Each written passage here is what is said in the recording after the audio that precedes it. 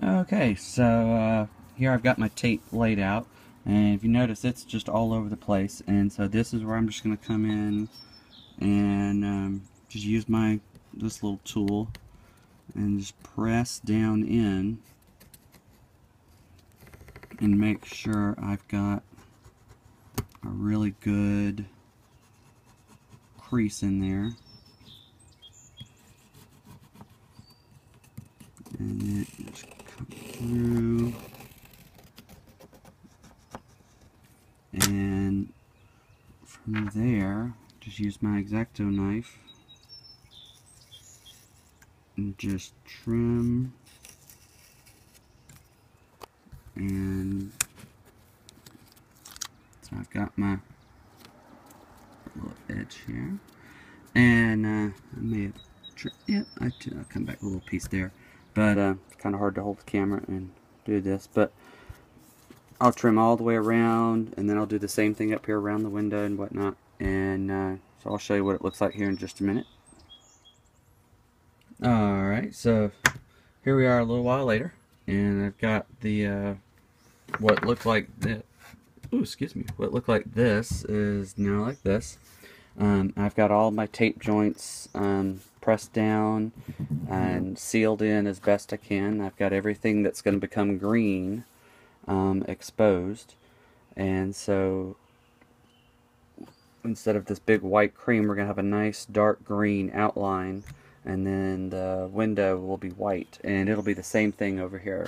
The windows are already painted white, and we'll get those in. But so now I'm going to take the next part of the day and very carefully and slowly mask off, and I'll do that for all the buildings. Some of these go really quick, some of them take a little bit longer.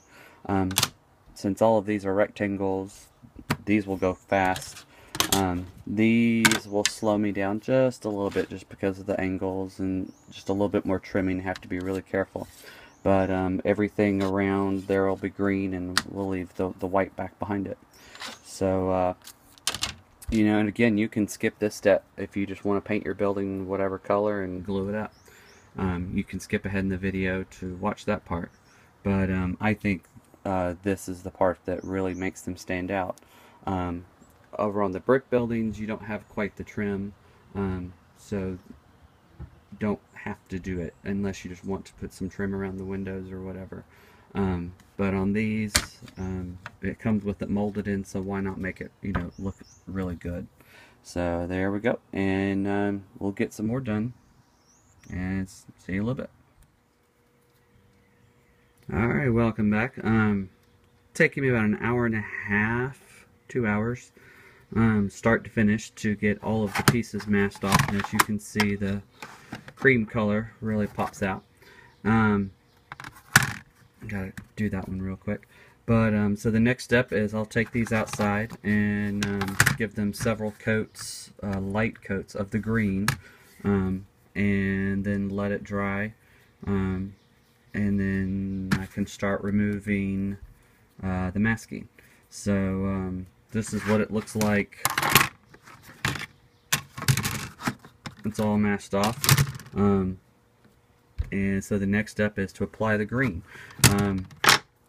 We're going to have to let the green dry for at least a day or so before I can even think about assembly, because we're going to be putting more tape on these edges to on the corners, to the other corners, to the matching corners, so we can fold it up. So we're going to want to make sure the green is totally cured before we do that. And on a side note, the cream color has actually been, I painted it on Monday, and today is Saturday. So the cream color's actually had all week to dry. I got 2 coats on Monday and 1 coat on Tuesday. So it's been drying Wednesday, Thursday, Friday.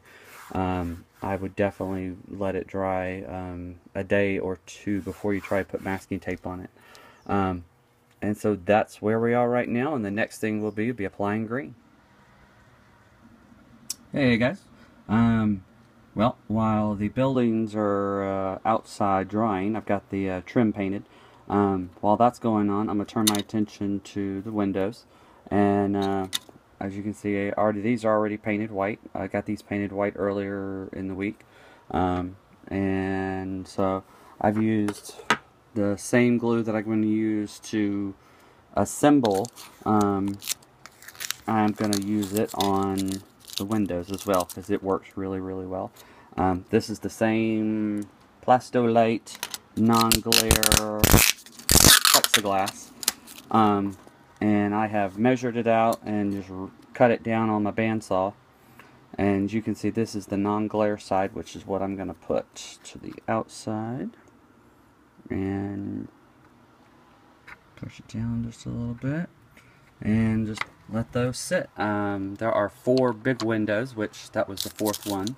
And then I've got some of these, a couple of these narrow ones to do. And so I'll get those knocked out, as well as the doors. Let's see here. The doors are also going to need some window glass as well, because I like those to have a look to them as well. So while the pieces are outside drying, I'll be getting all the windows done. And then once the windows are done and the pieces are dry, I'll bring the pieces in, strip the masking tape off, and install the windows and let those be done. So, alright, making progress. Alright, welcome back, guys, to part 3. And I'm going to show you how to assemble the building. Now, as you can see, we've got the 4 pieces for this one. The window glass and the windows are already in. I've already added door handles from Ozark Miniature. As you can see, they really dress up the building and add something to it. I've already done the freight side, and here is the middle part of the station already done. If that gives you any idea of what we're going to be doing, we're going to need a couple of things. We're going to need some wide masking tape. We're going to need your glue of choice. Here's mine. And you're going to need a framing square. And we'll get to that in a minute. So the first thing we're going to do is I'm going to cut or just rip off some tape and put it on the edges here. And so I'll do that here and I'll come back to you. Alright, so here we've got tape, and here's the way I like to do it, but you figure out whatever works for you. On my end pieces, I've got 2 pieces of masking tape, and I have pressed them really hard and down to either end. Now, if you're noticing, why isn't this piece painted? This is going to be the end piece that goes up against this, so you won't see the end piece. So I didn't see any point in painting it, so you won't be seeing it. And this one is wider than this, so you won't notice or even see that it doesn't have paint on it. So it just saved me time paint, saved me time masking and whatnot. I tricked up a little piece of paper. So the next thing we're going to do is I'm going to flip these upside down and make sure my work area is pretty good. And then what we're going to do is, and I'm going to try and do this with the camera, is show you what I do is come in and try to line up the bottom and the top, but put it on top and then let it slide down until it hits the tape, and then I can push down, sorry about that, lift up, and then finish my tape in the corner. And so if you notice, got a nice tight joint. It's flush at the bottom, and I'm going to do that for 3 of the joints. I'm not going to do the 4th one, and I'll show you that in just a second. Alright, and we're back, and as you can see, I have all 4 pieces. I have 3 seams, 1, 2, and 3, and I've still got my piece of tape down here, and this one's going to fold over to this. So the next thing I want to do is whip out my glue and apply just a small bead. Doesn't take a lot of this stuff, which is why I like it, and it's a gel It's a gel glue. So if you can, yeah, it's not going anywhere. And then I'm going to come down and put a bead right here. And then we are ready for the next step. Now, unfortunately, I can't hold the camera and do all this at the same time. But what we're going to do is I'm going to fold this piece up. I'm going to fold this piece up. And well, maybe I can do it. And then I'm going to fold this piece up and bring my tape over. And as you can see, I just folded the whole thing up. Now, it's kind of rocky. It wants to rock. And so at this point, I work really quickly, throw my framing screw down and take the building and kick it in, make sure it's tight in the corner, tight there. And I sort of just make sure it's not wobbling, which actually really, these go together pretty easy, as you can see. And now I am just going to walk away. And the bottle of this glue says it dries in 15 minutes. It's still really flexible in 15 minutes, at least here down the south. So I'm going to give this at least an hour and then come back. And then the next thing that I will do is show you how to do the roof. So that's it. That's pretty, it's pretty easy. If you don't have a framing square, you're definitely going to want something to help you square it up. Because when the roof goes on, if it's not square, then the roof is going to wobble if it's out of alignment. So we're good and tight, and there we go. We're just going to leave it like this. This will actually be the front of the, well, I say the front, this will be the track side, and then this piece will be over here, and I've actually got the other freight side sitting down there. It's been sitting for over an hour, and then I just moved it over there. And so eventually we'll have this one in the middle, this one on the right, and the one you just saw on the left. And that will be the station complex. So, but I'm going to take you through some of how I detail it and add some stuff to it. So, alright.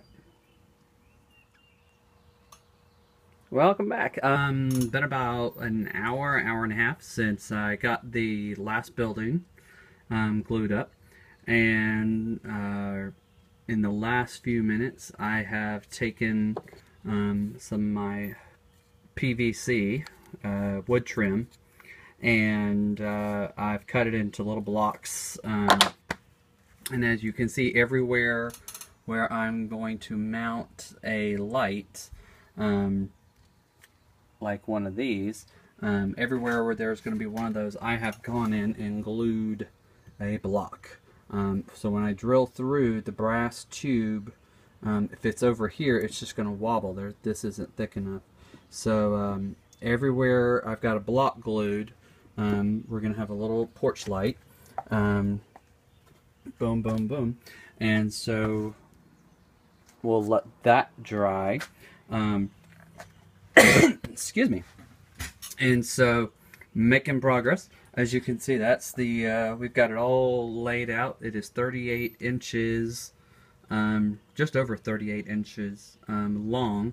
And like I said, we've actually got, we've got the 1, 2, and the 3 different kits here. You can see how they're sort of going together. Here is the roof section for what used to be the switch tower. And as you can see, I did the same thing on this. I put tapes on the corners and laid it out, and then of course with it being this shape, it made an irregular shape until I folded it up. And I'll leave the tape on this overnight. I'll leave the tape on all of the buildings overnight. Just something I do, even though the glue is dry in an hour. I'm just going to leave it together like this. And so you can sort of see that's going to go right there. We've got the roof sections over here, and I'll show you how those go on.